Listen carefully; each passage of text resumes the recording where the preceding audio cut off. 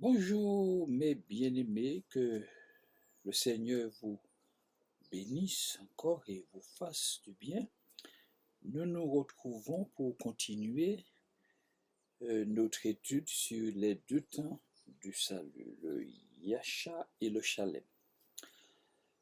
Je vous invite pour commencer à lire avec moi dans Philippiens 2, verset 12. Lisons. Ainsi, mes bien-aimés, comme vous avez toujours obéi, mettez en œuvre votre salut avec crainte et tremblement. L'apôtre Paul dit, mettez en œuvre votre salut avec crainte et tremblement. Le mot hébreu évoque quelque chose qui a commencé et qu'il faut mener à son terme. Le mot travailler en hébreu évoque quelque chose qui a commencé et qu'il faut mener à son terme. Je vous ai dit que le mot Shalem signifie perfection et sainteté. Mais le mot Shalem signifie aussi quelque chose qu'il faut mener à son terme. Mener quelque chose à son terme. Le mot signifie achever, finir, fini, total, complet, être fini, être terminé, mener à bonne fin, être réalisé, être achevé et intact.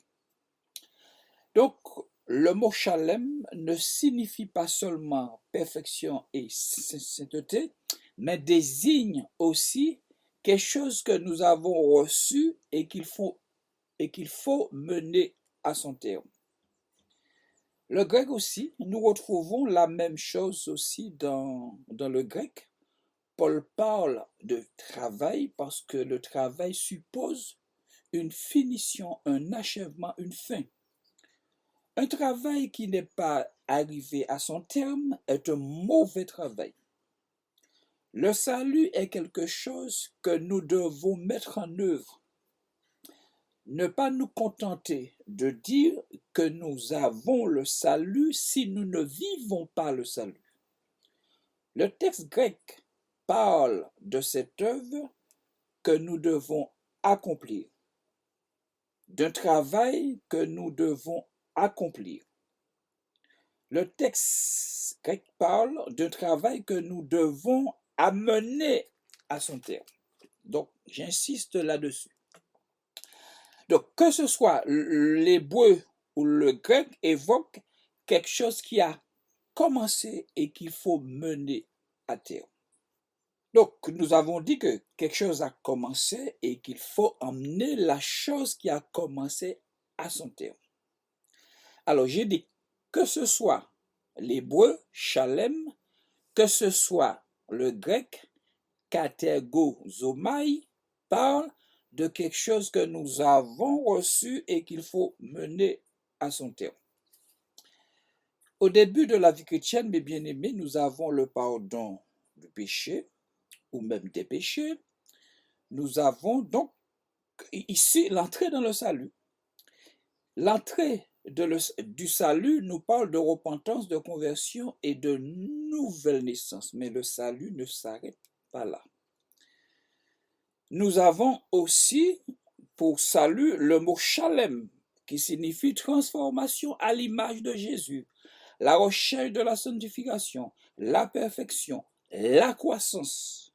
Vous voyez? Donc nous avons reçu le salut, mais ce salut que nous avons reçu, Paul nous dit de travailler à votre salut, le salut que vous avez reçu, menez-le à son terme.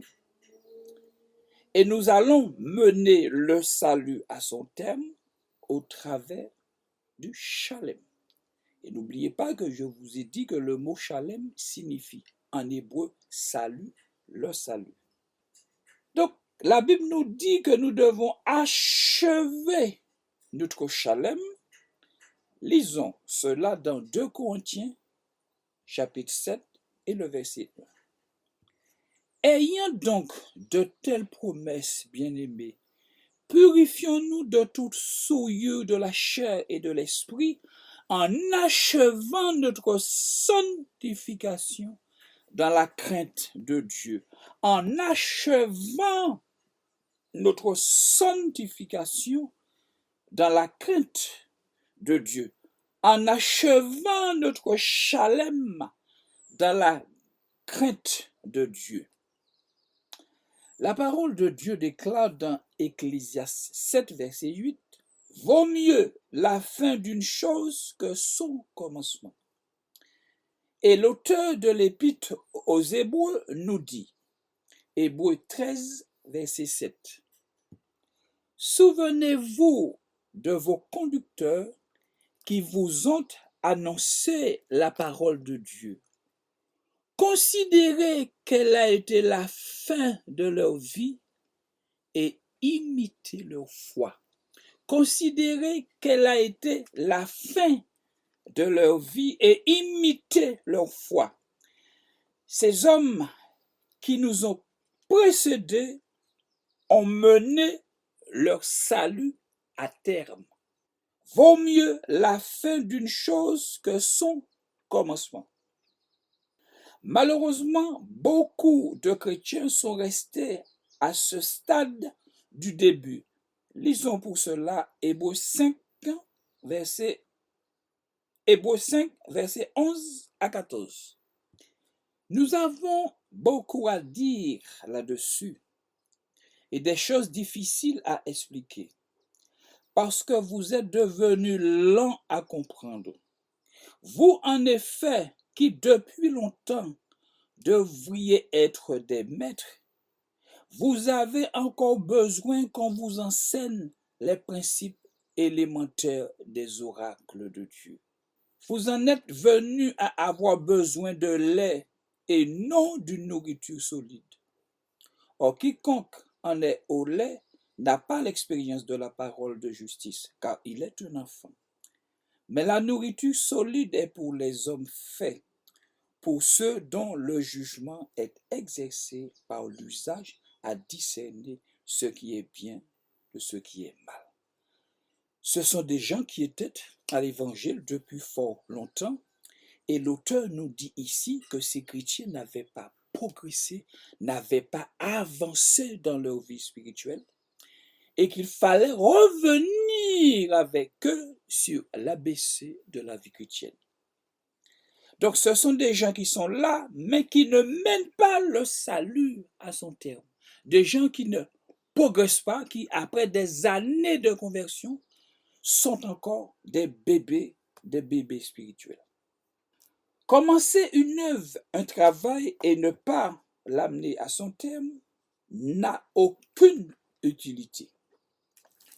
Commencer une maison, par exemple, et ne pas l'achever, servira à quoi? Si Jésus n'avait pas achevé l'œuvre du salut, où serions-nous, mes bien-aimés? Où serions-nous aujourd'hui si Jésus n'avait pas achevé l'œuvre du salut? Regardons ce qu'il dit lui-même à ce sujet dans Jean 17, verset 4. Il dit, « Père, je t'ai glorifié sur la terre, j'ai achevé l'œuvre que tu m'as donné à faire. » N'est-ce pas? Il a achevé l'œuvre qu'il avait reçue. Le mot achevé vient du grec téléos, qui signifie mener à son terme. Mener à son terme, menant à son terme. Parole vivante transcrit Philippiens 2,12 ainsi. Menez à bonne fin, dans le saint respect de Dieu, le salut qui vous a été donné, traduisez-le en actes. Il ne suffit pas de dire que nous avons le salut. Où sont les fruits du salut dans vos vies? Les fruits du salut. Et emmener le salut à son terme, c'est l'emmener à Shalem et à Shalom Olam. L'apôtre Paul parle de cette progression spirituelle dans Philippiens 1, versets 3 à 11. Je rends grâce à mon Dieu de tout le souvenir que je garde de vous, ne cessant dans toutes mes prières pour vous de manifester ma joie au sujet de la part que vous prenez à l'Évangile depuis le premier jour jusqu'à maintenant. Notez ici que Paul dit depuis le premier jour jusqu'à maintenant.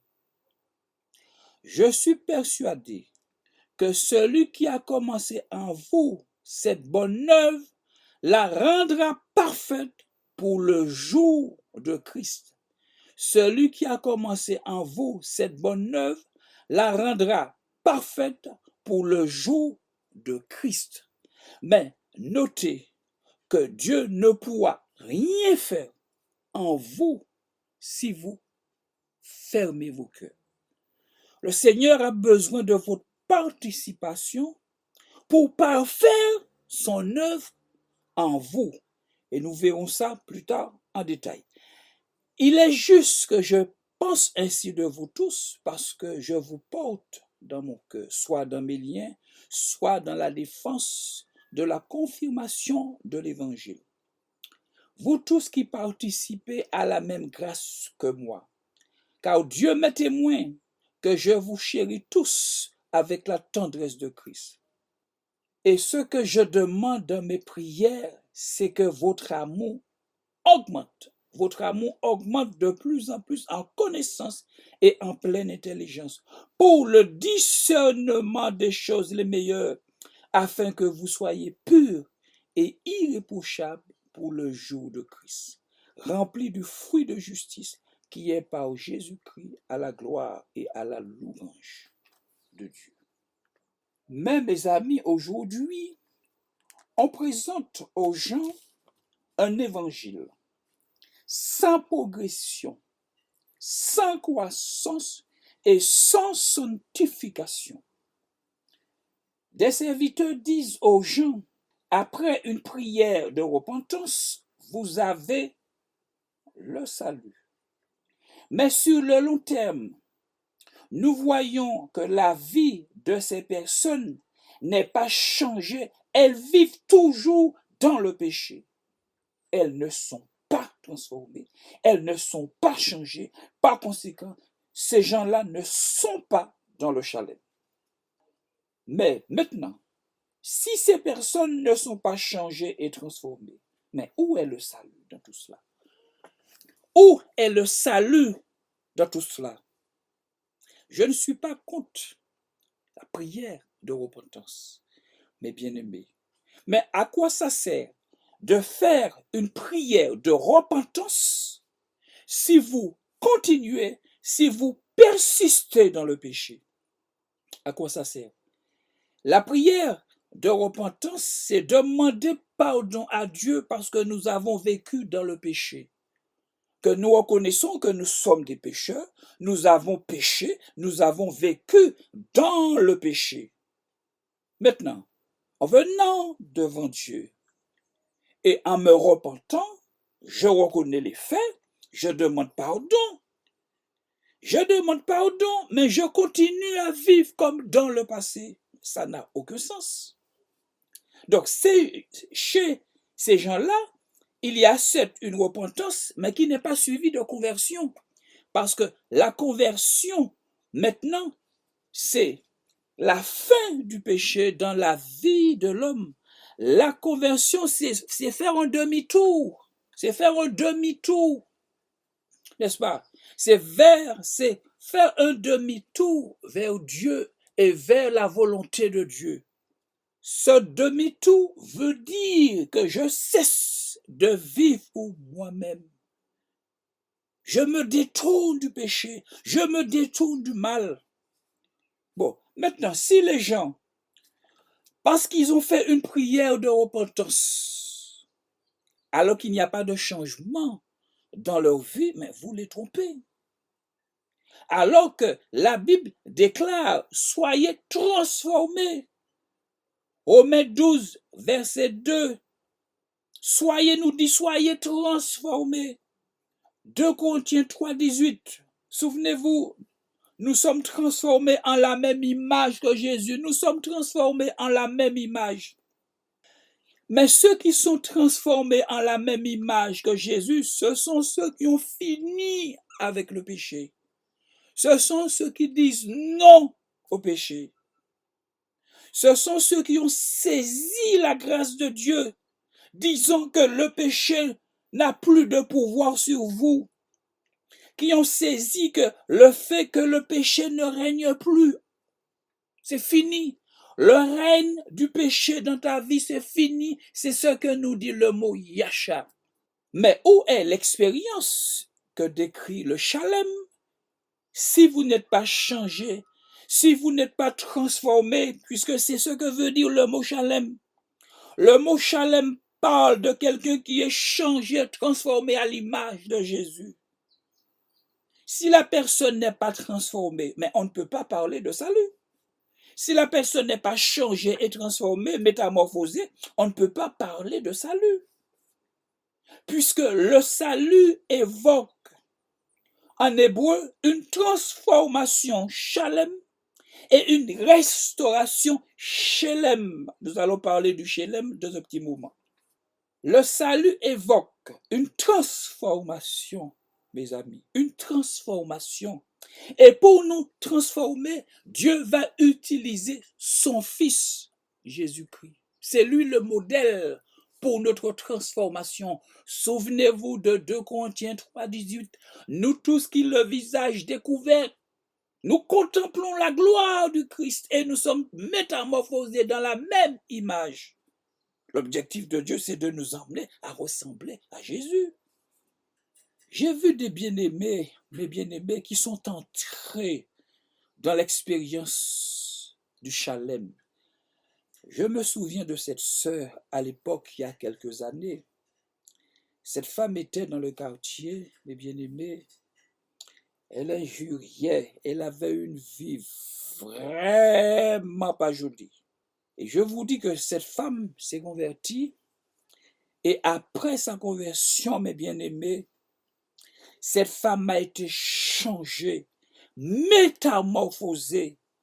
Elle était méconnaissable. Elle n'avait rien à voir avec ce qu'elle était jadis. On a vu la gloire de Dieu dans cette femme. Elle est entrée et elle a vécu pleinement le Shalem. Que les inconvertis, mes bien-aimés, parlaient d'elle. Je me souviens, j'étais chez ma mère et ce jour-là, j'étais au bout. Et puis, donc, j'ai pris le car pour rentrer à la maison. C'était un dimanche. Et il y avait des personnes âgées assises dans le car. J'entendais ces grandes personnes qui sortaient à la messe parler de Georgette. Et mes bien-aimés, ce qu'elle disait était agréable. Elle parlait de Jeannette, mais elle parlait de la transformation qu'il y a eu dans la vie de Jeannette. Elle disait que Jeannette et Georgette avaient changé. Elle avait été transformée. Et j'étais là et j'écoutais ça. Ces dames parlaient de Jeannette, disant que depuis qu'elle était entrée dans sa religion, que sa vie avait été changée, transformée. Elle était méconnaissable, mes bien-aimés. Et pour l'avoir connue avant et après, je peux vous dire que la différence était éternelle. C'est ça, l'évangile. Donc, elle a fait une prière de repentance, mais qui reflète son expérience actuelle. Je prends l'exemple de cette femme africaine. Elle s'est convertie, elle a accepté Jésus dans sa vie, mais son mari n'était pas chrétien. Et puis un jour, elle a amené son mari au temple, et puis elle a présenté son mari au pasteur. Et que dit le mari au sujet de sa femme? Monsieur le pasteur, depuis que ma femme a accepté Jésus dans sa vie, le Christ est entré dans ma maison. Depuis que ma femme a accepté Jésus-Christ dans sa vie, le Christ est entré dans ma maison. Mes bien-aimés, le Christ est entré dans ma maison. C'est ça l'évangile. C'est ça le shalem. C'est ça vivre le shalem. C'est ça mener son salut. Mener son salut à terme. C'est ça travailler son salut. Vive le salut. Lorsque Paul dit travaillez à votre salut, c'est vivez votre salut. Mettez en pratique votre salut, puisque le salut veut dire transformation, changement, métamorphose à l'image de Jésus-Christ. C'est ce que veut dire le mot shalem, qui signifie en hébreu le salut. C'est ça le salut. Le salut, c'est Dieu qui va entrer dans la vie d'un homme et d'une femme et qui va changer et métamorphoser sa vie. À partir du moment où vous devenez enfant de Dieu, vous recevez la nature de Dieu, vous recevez la vie de Dieu. Et c'est cette vie-là qui va opérer en vous pour vous changer et vous transformer. Tout ce dont Dieu a besoin pour te changer, pour te transformer, c'est ton cœur, c'est ton cœur, c'est ton obéissance, c'est ton obéissance. C'est que tu sois d'accord qu'il fasse cette œuvre en toi. Maintenant, tu peux recevoir la vie de Dieu. Tu peux recevoir la vie de Dieu et fermer ton cœur parce que tu t'es converti, mais tu es toujours attaché au péché. Tu peux être régénéré. Tu peux être régénéré. Être régénéré n'est pas synonyme d'être sauvé. Quelqu'un peut être régénéré et ne pas être sauvé. Les Corinthiens étaient régénérés, souvenez-vous. Les Corinthiens étaient régénérés. Et pourtant, l'apôtre Paul va jusqu'à leur dire, ne savez-vous pas que vous êtes le temple du Saint-Esprit? Et regardez ce qui se passait à Corinthe. Donc, on peut effectivement recevoir la vie de Dieu et ne pas laisser cette vie s'exprimer à travers nous. Combien de chrétiens ont reçu cette vie, mes amis, mais vivent comme des païens, comme des inconvertis, vivent dans la méchanceté. Je sais de quoi je parle. Je sais pardon de quoi je parle. Je sais de quoi je parle, bien aimé.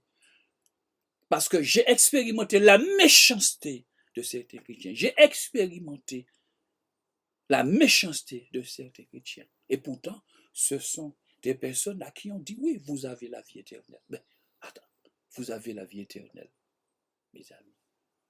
Vous avez la vie éternelle. Je me souviens dans un foyer, n'est-ce pas, le père qui était à l'évangile, n'est-ce pas, qui injuriait et faisait des querelles, des disputes. Et l'une des enfants qui n'était pas à l'évangile disait, mais arrête le témoignage, les voisins, tout arrête. L'inconverti demandait silence et c'est l'inconverti qui priait pour le témoignage. Vous vous rendez compte? C'est l'inconverti. Et cette même personne disait, j'ai la vie éternelle parce que je prends la Sainte Seine. Pourquoi? Parce qu'il dit, il est écrit, celui qui mange ma chair et qui boit mon sang a la vie éternelle. Vous voyez? Donc, il se comportait pire qu'un païen, mais il disait qu'il avait la vie éternelle, qu'il ne perdait pas sa vie éternelle parce qu'il prenait la Sainte Seine. J'ai connu aussi un monsieur,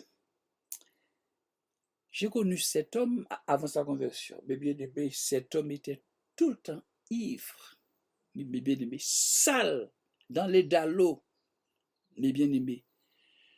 C'est affreux. Et puis cet homme s'est converti. Chers amis, il fallait voir la différence.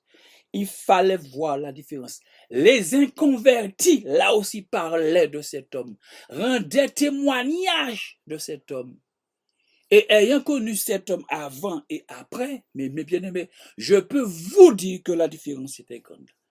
Extraordinaire. C'est ça le salut. C'est ça entrer dans le salut. Et je vous dis que les inconvertis rendaient témoignage. Les inconvertis parlaient de cet homme. Ils disaient, mais si c'était possible, c'est pas possible. Il fallait voir cet homme avant et cet homme après. J'ai vu cet homme couché dans les rues du Lamentin, couché parce qu'il était ivre. Mes amis, En parlant de changement, la Bible emploie dans le grec le mot métamorphose en français et dans le grec métamorpho. Je prends l'exemple. L'eau changée en vin. Alors, vous lirez l'histoire dans Jean 2, versets 1 à 10. Nous connaissons l'histoire. Jésus dans ce mariage et Marie qui va lui demander, qui va lui dire qu'il n'y a plus de vin. Donc, Marie lui a demandé de faire quelque chose puisqu'il n'y avait plus de vin. Et la Bible nous dit dans ce récit que Jésus va changer l'eau en vin. Et le mot grec qui est traduit là, c'est le mot métamorphose. Métamorphoser. Jésus va métamorphoser de l'eau en vin, mes amis. Et c'est ce même mot qui est employé lorsque la Bible dit que nous sommes transformés à l'image de Jésus. C'est le même mot grec. Métamorphose, c'est le même mot grec. Donc nous, lorsque Paul dit que nous sommes transformés, Paul dit que nous sommes métamorphosés. Nous sommes métamorphosés en la même image que Jésus. L'eau est un liquide indolore, pas de goût, pas d'odeur. Le vin a du goût, le vin a une odeur, le vin a une couleur. Leur composition chimique est différente. L'eau n'a rien à voir avec du vin. Et Jésus va faire quelque chose d'extraordinaire. Il va transformer de l'eau en vin. Mais il n'y a rien à voir entre l'eau et le vin. Donc c'est exactement ce que Jésus a fait avec Georgette, cette femme africaine, ce monsieur du Lamentin. C'est exactement, il a métamorphosé leur cœur. Donc, ces gens-là ont mené leur salut à terme. Ces gens-là vivaient pleinement dans le chalem. Je prends l'exemple de la chenille. La chenille se métamorphose en papillon. Quel rapport entre la chenille et le papillon? Avant la conversion, nous étions des chenilles. Nous étions des chenilles qui rampaient sur le sol. Mais après la conversion, mes bien-aimés, nous sommes devenus des papillons qui volent. Vous voyez la différence? Avant cette métamorphose, la chenille ne pouvait pas voler. La chenille ne pouvait pas voler, mes bien-aimés. Mais après la métamorphose, le papillon vole. Vous voyez la transformation? Vous voyez la transformation entre une chenille et un papillon? Mais il n'y a rien à voir. Mais c'est spirituellement, c'est ce que Dieu veut faire dans le cœur des hommes. Mais nous empêchons à Dieu de faire cette œuvre extraordinaire et merveilleuse. Pourquoi? Parce que nous sommes toujours attachés au péché. Nous sommes convertis, mais nous sommes toujours attachés au péché. Nous ne voulons pas lâcher prise. Et là maintenant, le Saint-Esprit ne peut pas opérer. Le Saint-Esprit ne peut pas opérer dans le cœur de quelqu'un qui ne veut pas être saint. Le Saint-Esprit ne peut pas te forcer d'être saint. Le Saint-Esprit ne peut pas te forcer à vivre dans le chalem si ton cœur est fermé. C'est pas possible. Donc, la chenille se métamorphose en papillon. C'est cette transformation, cette métamorphose que le Saint-Esprit doit opérer en nous, mes bien-aimés. 2 Corinthiens 5, verset 17, si quelqu'un est en Christ, c'est une nouvelle création. C'est une nouvelle création. Papillon, chenille, papillon, chenille, papillon. Donc, on peut parler du papillon comme une nouvelle création. Lisons aussi Éphésiens 2,10. Car nous sommes son ouvrage, ayant été créés en Jésus-Christ. Notez bien, ayant été créés en Jésus-Christ pour de bonnes œuvres que Dieu a préparées d'avance afin que nous les pratiquions. car nous sommes son ouvrage ayant été créés. Il n'a pas dit que nous avons été améliorés. Nous avons été créés, recréés en Jésus-Christ. Quand même, c'est clair. Donc, c'est ça le salut dans sa forme chalem. C'est ça le salut dans sa forme chalem. Nous avons connu le Yasha, le salut en tant que Yasha. Maintenant, il nous faut entrer le salut dans sa phase chalem. Il ne s'agit pas d'une amélioration, une rénovation. Rénover, amélioration, c'est travailler avec l'ancien. Quelqu'un qui rénove sa maison ne détruit pas sa maison. La maison reste debout et cette personne va travailler à partir de ce qui existe. Alors que lorsque Dieu dit qu'il te recrée, il te détruit, il te tue. C'est ce que dit Paul. Nous avons été crucifiés, le vieil est mort, il nous tue et il nous ressuscite. C'est là le symbole du baptême. Nous sommes plongés dans l'eau, immergés dans l'eau. Et la parole dit que nous ressuscitons. Donc, il est parlé de mort.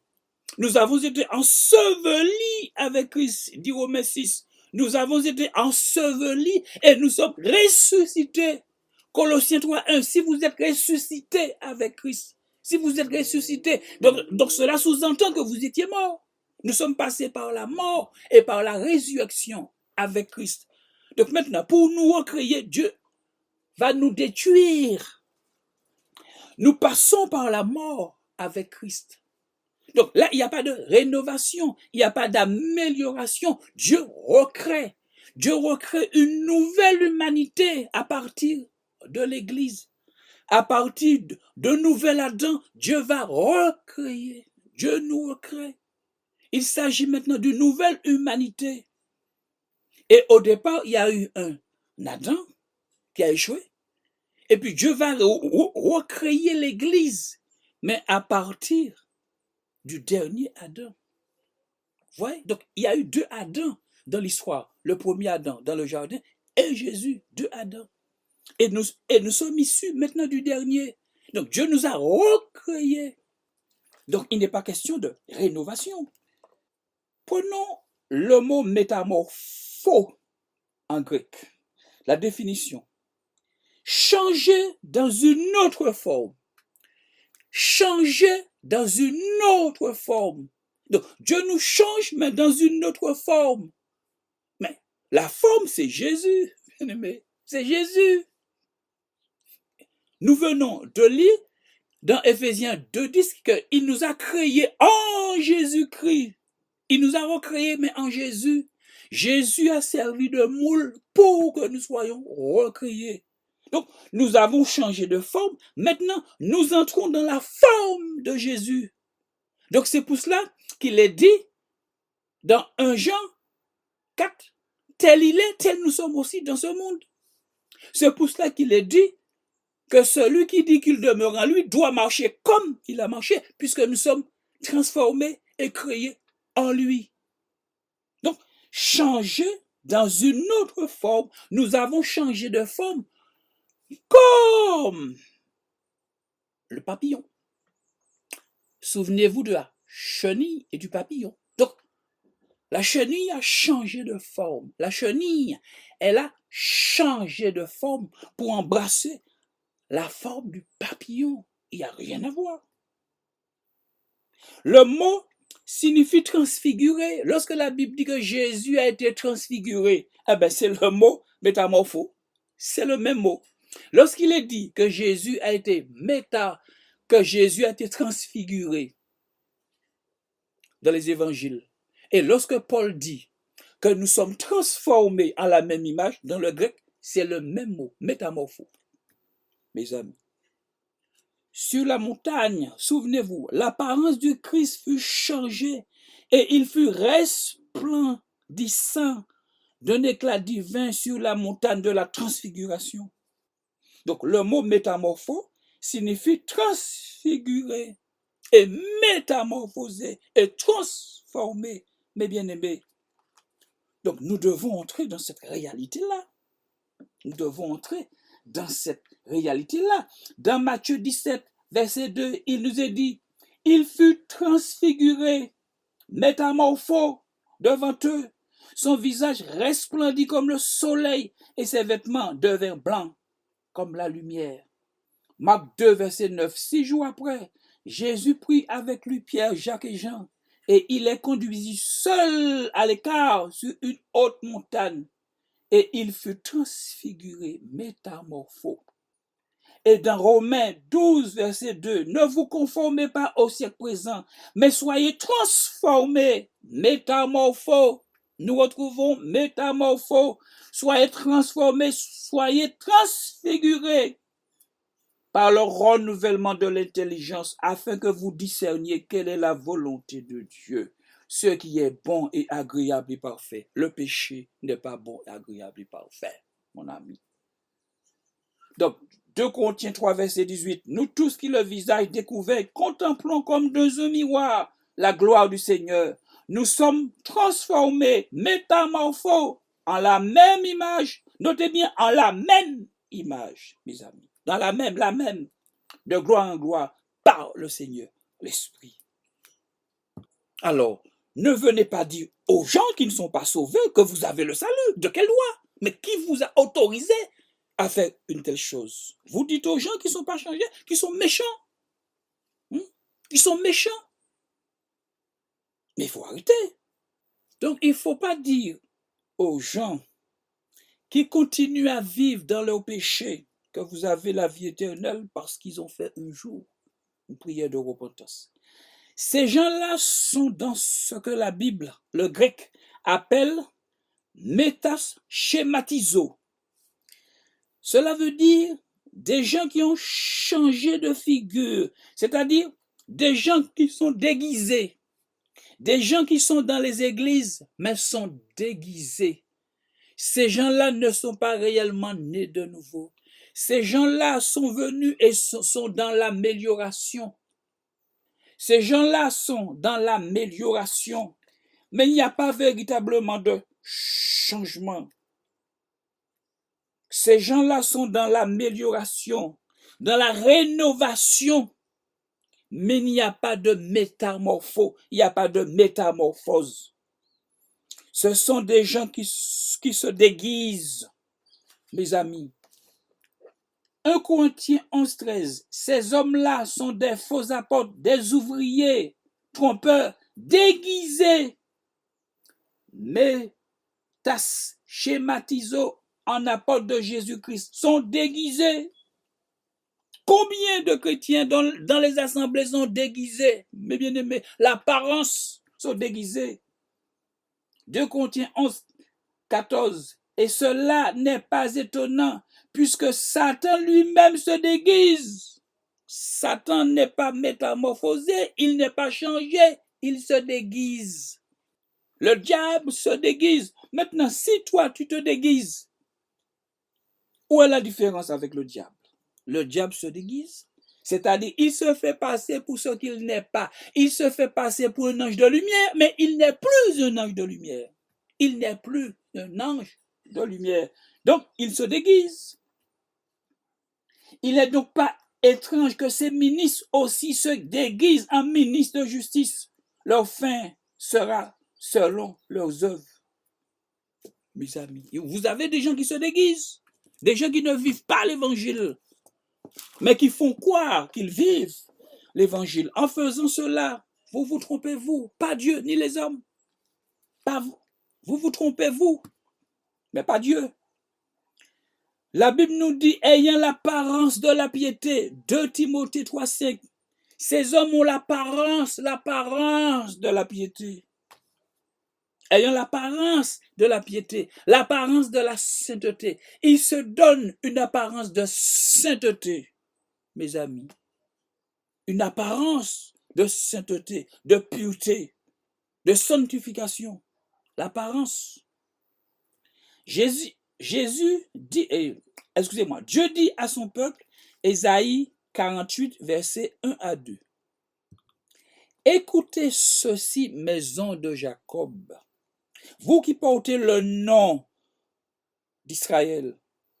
et qui êtes sortis des eaux de Juda, vous qui jurez par le nom de l'Éternel et qui invoquez le Dieu d'Israël, mais sans vérité ni droiture. Vous invoquez le nom de l'Éternel, mais sans vérité ni droiture. Vous ne vivez pas dans la vérité. Vous ne vivez pas de la vérité. Vous n'êtes pas droit. Voyez, donc des gens dans les assemblées qui invoquent Dieu, mais sans vérité ni droiture. Mes bien-aimés.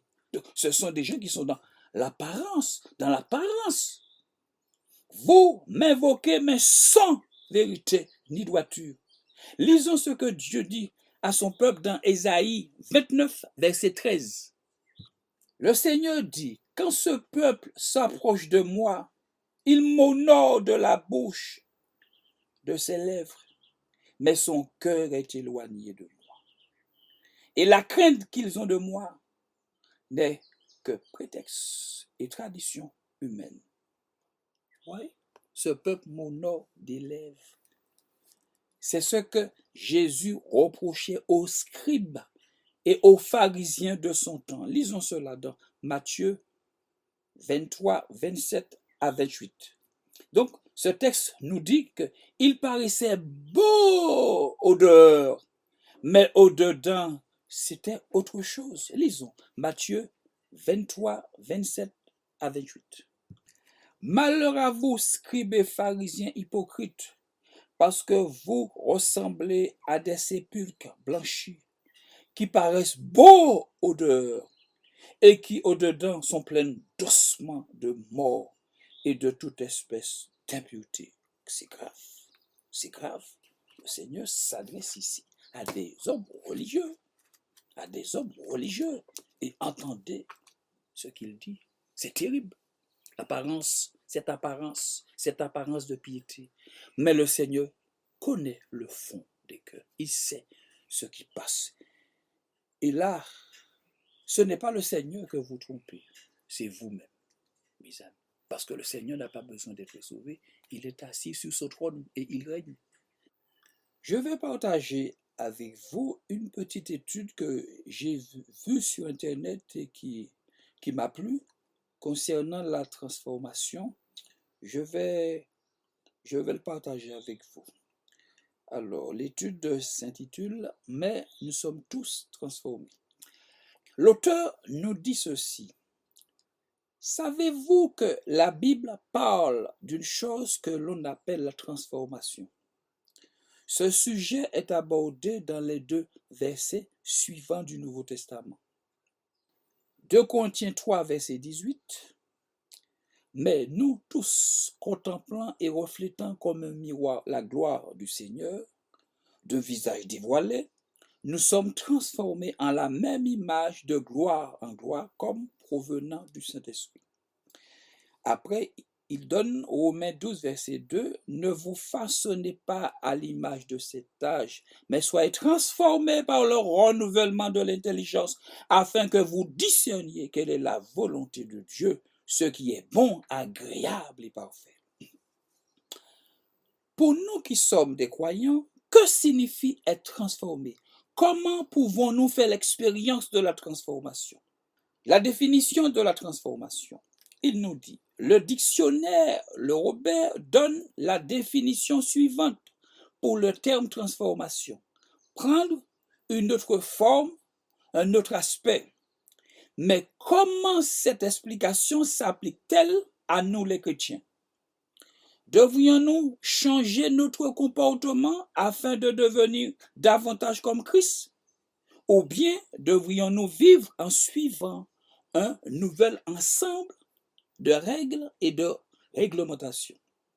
Si nous examinons attentivement les 2 versets cités ci-dessus, nous découvrons que la transformation selon la Bible signifie en réalité quelque chose de différent de ce que nous pouvons penser. Il continue et il dit, dans le Nouveau Testament, le terme grec traduit par transformation est métamorphose. La métamorphose se définit ainsi, un changement profond de la forme d'un organisme, dont la forme change d'un stade à un autre au fil de sa vie, comme une chenille passe au cocon, puis du cocon au papillon adulte. Une chenille naît avec en elle la vie qui la fera devenir un papillon. Ce qu'il dit là est très intéressant. Une chenille naît avec en elle la vie qui la fera devenir un papillon. Donc lorsque tu nais de nouveau, c'est la même chose.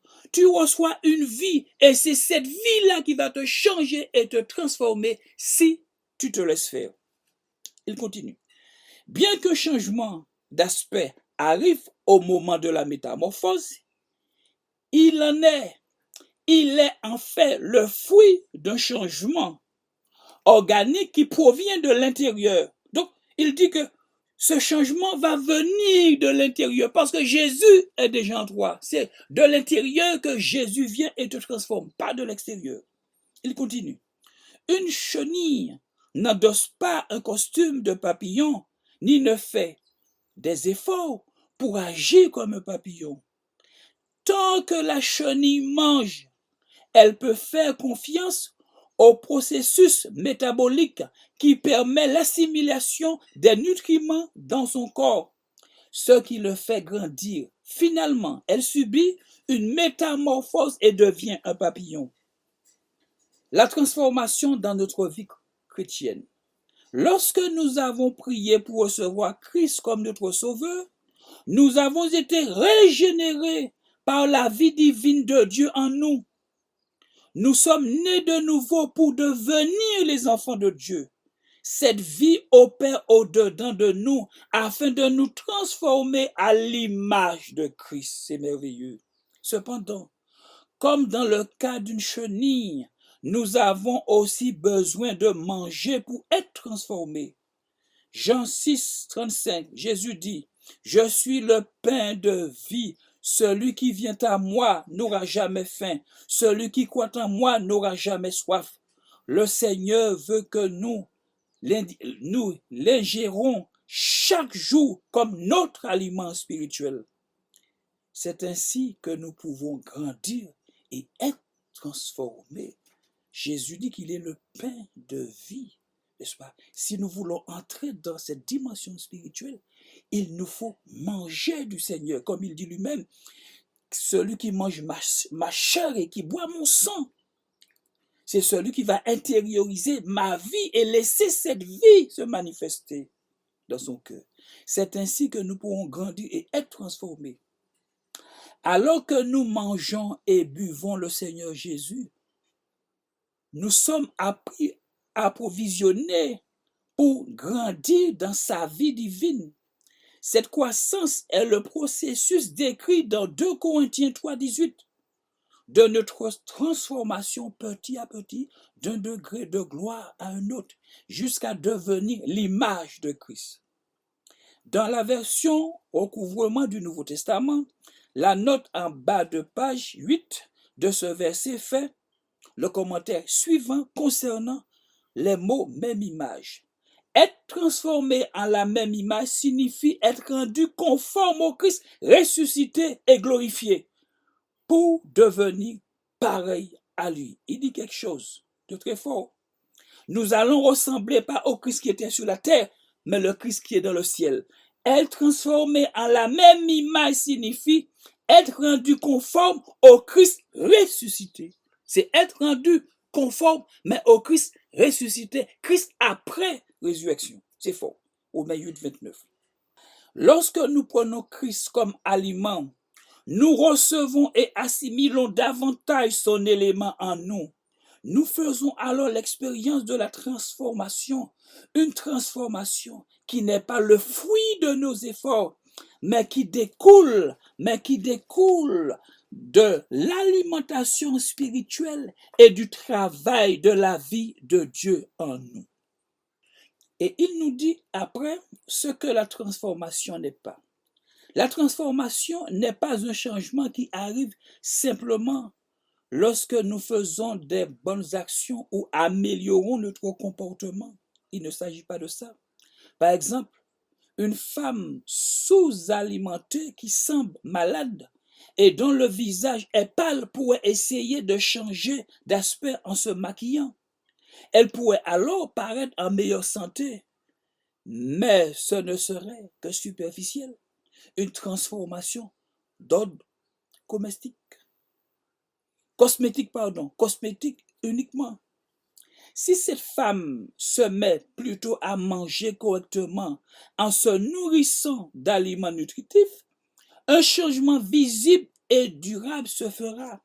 Son teint s'améliorera et son corps sera fortifié. Finalement, son apparence saine sera le résultat, non pas de ses efforts pour changer son apparence en surface, mais d'un changement venu de l'intérieur à la suite d'un processus métabolique et organique. Tenter de se comporter comme Christ est comparable à se maquiller. Notre état profond reste le même, mais nous essayons de le cacher en faisant des bonnes actions et en améliorant notre conduite.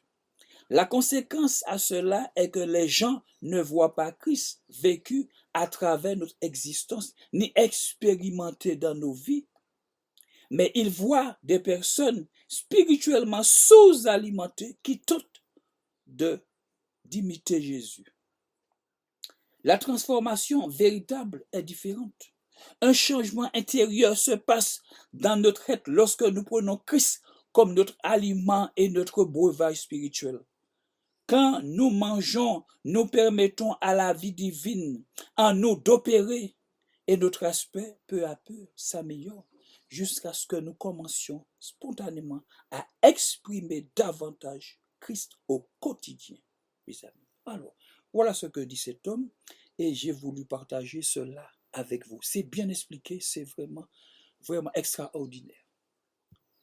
Mes bien-aimés, vous avez accepté Jésus dans vos vies, c'est très bien, mais la parole nous dit que le salut que nous avons reçu, nous devons mettre en pratique ce salut et ne pas nous contenter de dire que nous avons le salut si nous ne vivons pas le salut. Le salut, c'est quelque chose que nous devons mener à terme en coopération avec Dieu, parce que Dieu n'agira pas seul en vous. Dieu a besoin de votre coopération, de votre coopération. Maintenant, si vous ne voulez pas vivre le salut, Dieu ne vous forcera jamais à vivre le salut.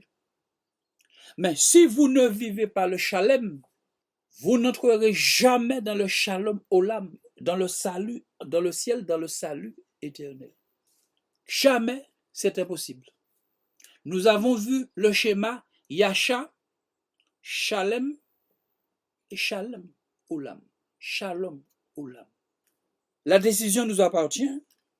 La décision nous appartient. Nous ne sommes pas dans une secte. Nous sommes libres de vivre ou de refuser de vivre notre salut. Mais ne croyez pas que vous n'allez pas vivre le salut. Vous allez refuser de vivre le salut et comprendre que vous allez vous retrouver dans le ciel. Vous allez vous retrouver dans l'expérience de cet homme que nous verrons par la suite. Souvenez-vous, le festin des noces. Cet homme était déjà assis. Cet homme était déjà assis. Il était déjà assis et bien aimé. Mais vous connaissez la fin. Lorsque Dieu entre dans la salle et dit, mais comment cet homme a pu arriver jusqu'ici, n'ayant pas revêtu le vêtement du salut? Et le Père qui dit de le mettre dehors, jetez-le dehors. Pourtant, il était déjà là. Il était déjà là. Il était déjà assis. Donc, méditez ces paroles. Méditons ces paroles. C'est sur ces paroles que je vais vous quitter. Que le Seigneur vous bénisse, mes bien-aimés, et vous donne de repasser ces choses, de repasser ces choses. Ces choses sont importantes. Cette connaissance, elle est importante pour nous, pour notre vie éternelle. Alors que le Seigneur vous bénisse, vous fasse du bien, et puis à la prochaine.